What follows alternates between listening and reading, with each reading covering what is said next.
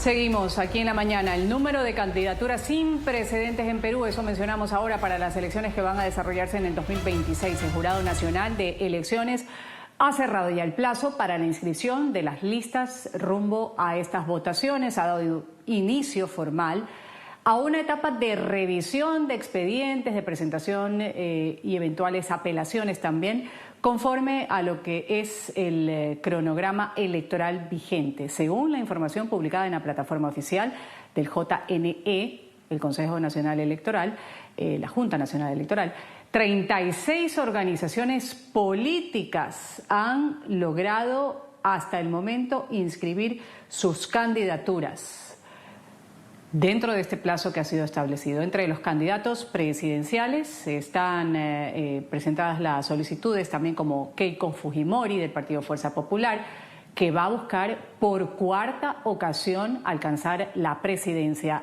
en Perú.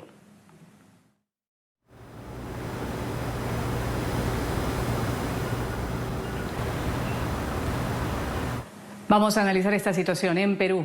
En la mañana vamos a dar la bienvenida a Carlos Cabanillas, él es analista político peruano. Gracias por estar con nosotros, señor Cabanillas, bienvenido. Gracias, Ruth, muchas gracias, buen día. Gracias, un buen día para usted, analista Cabanillas. Quisiera preguntarle o empezar preguntándole, ¿qué revela esta inscripción de 36 listas sobre la salud del sistema de partidos en el Perú? ¿Estamos hablando de un pluralismo real o hay una fragmentación crónica en Perú? Bueno, es un poco las dos cosas. Perú no es un caso aislado, pero es un caso extremo de algo que ya se ve en otros países, ¿no? A ver, un breve resumen. Perú viene de una crisis de partidos tradicionales de los 90, en la época de Fujimori, cosa que también le pasó a otros países. Luego esa crisis, digamos, implosionó en la medida en que entró la judicialización de la política, ¿no? Que es el lawfare, que eso también le ha ido a otros países, y eso, lejos de espantar a los candidatos con la cárcel, ha ido atrayendo más candidatos. ¿Por qué? Porque así como los políticos son tratados como delincuentes, también hay que decirlo, hay delincuentes que son tratados como políticos. Es decir, hay gente que tiene investigaciones abiertas que ya no pueden salir del tema político porque buscan inmunidad en la política. Entonces la política termina convocando a gente que quiere escapar de sus sentencias o de sus juicios. A eso se le suma, por supuesto, el gran negocio que es hacer una campaña política. Hasta hace unos años no había una ley que controlaba los saldos de inversión en un partido, ahora ya hay una ley, pero igual es un negocio a nivel de currículum, es un nivel a nivel de dinero, a nivel de contactos, y todo eso se refleja en lo que vemos ahora, ¿no?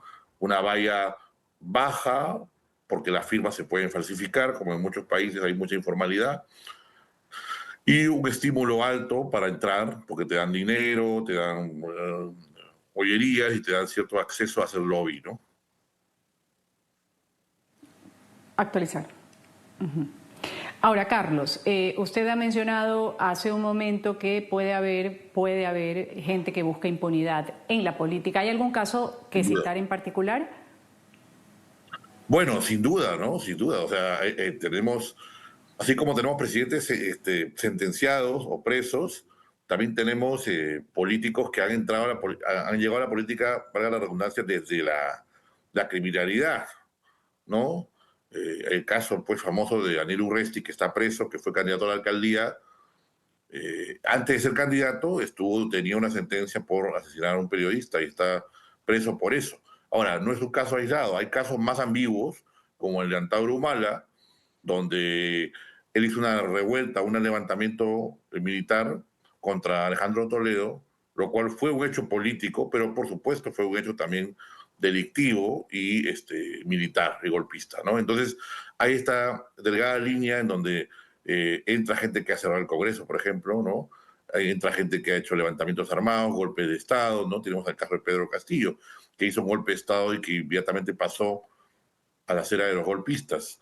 En fin, entonces tenemos casos en los cuales uno entra de candidato o de presidente y los juicios lo hacen a uno en meterse más en el tema. No es que me retiro y me voy a mi casa como otros expresidentes, sino que ya no puedo salir porque una vez que entras, el sistema político te obliga a buscar de nuevo la inmunidad para poder defenderte, y la bancada, una bancada que te pueda defender desde el Congreso, ¿no? El caso de Keiko Fujimori es el más obvio, ¿no? Cada vez que tiene un juicio, se lanza de candidata, y cada vez que es candidata, se abre un juicio. Entonces es una especie de serpiente que se muerde la cola, ¿no?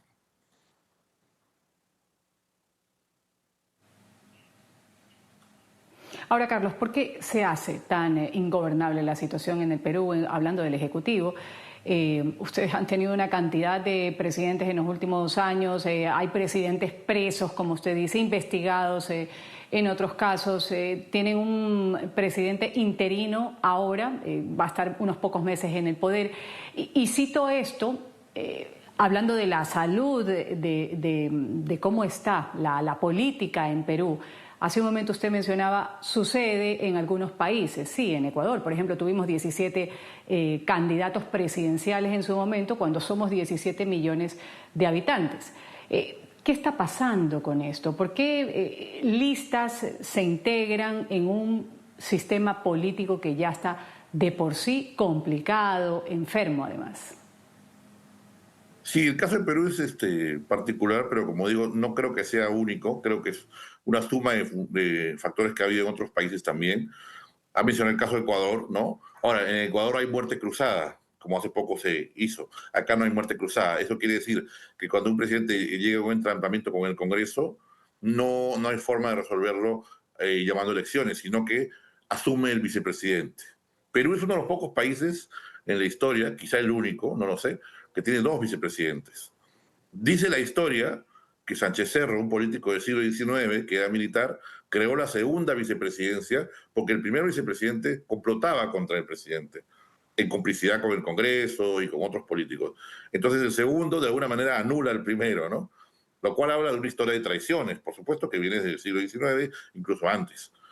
Entonces ahí tienes dos factores que son clave de los vicepresidentes. Antes, hace 20 años, no eran gobierno, ahora sí.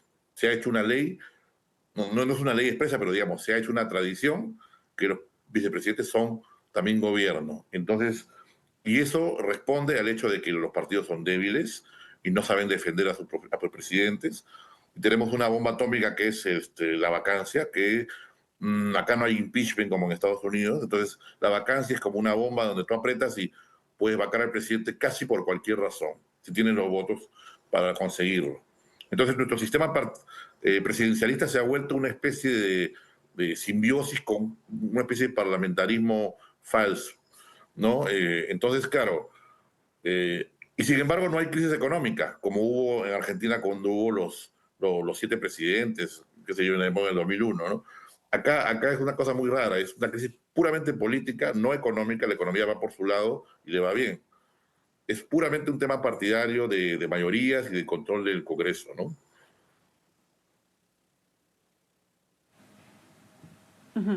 Ahora, ¿qué listas están presentando, Carlos, proyectos políticos nuevos? ¿Cuántas de estas listas presentan reciclajes de marcas electorales sin una vida orgánica?